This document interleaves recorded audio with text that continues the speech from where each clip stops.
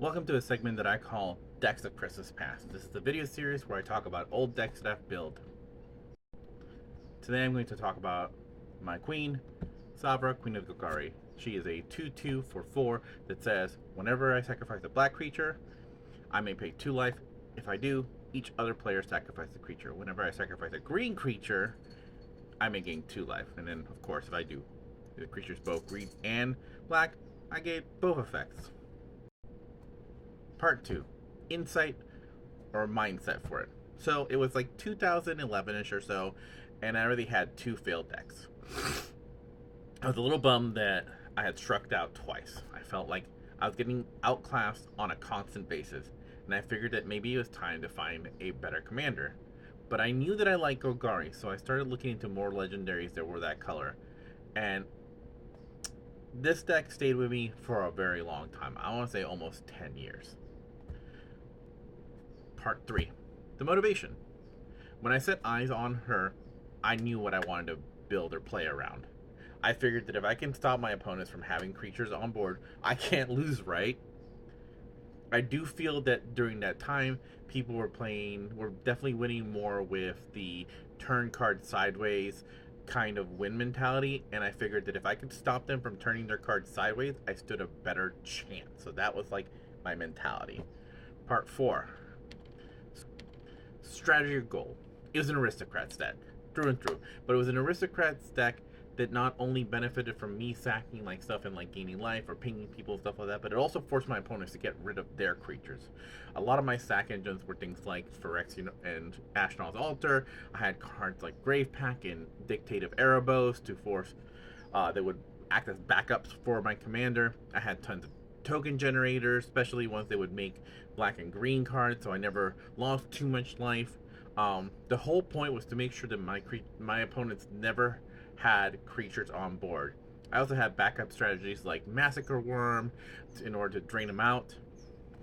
Part 5, pros and cons.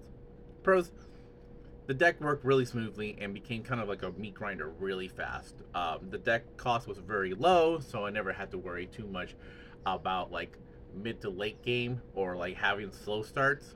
I also had things like Perilous Foyer and Bloodghast that worked kind of like a mini combo to trigger her ability, but also it would help me thin out the deck so I could work through the deck faster and would make it so then I would draw less cards, less lands late into the game. The deck kind of became feared in my pod. And I think I started to figure out the right balance of having my main strategy, but also leaving a little bit of utility. That way, like, I have ways to deal with things, but I'm not losing focus.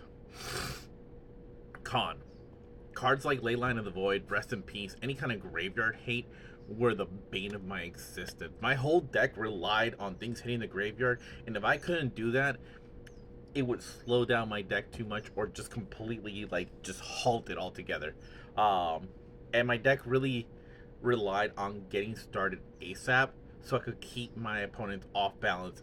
And if I took too long, I wouldn't be able to make them sacrifice the necessary stuff instead of just sacrificing the shaft.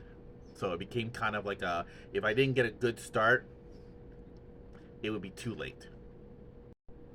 Part 6, the breakup. I originally thought about taking the deck apart years before I actually did it because a lot of my playgroup hated to play against it, so I tended to not bring it out a lot of times.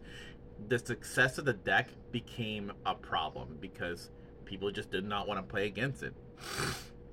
Another thing that I found out was that as the game evolved, the deck couldn't keep up. A lot of my pod and maybe the game itself definitely shifted from the turn card sideways strategy to more of combo centric strategy that didn't heavily rely on creatures. The deck didn't really have ways to deal with decks that heavily relied on enchantments, artifacts, instant sorceries, and planeswalkers to win. Part 7, when I get back together.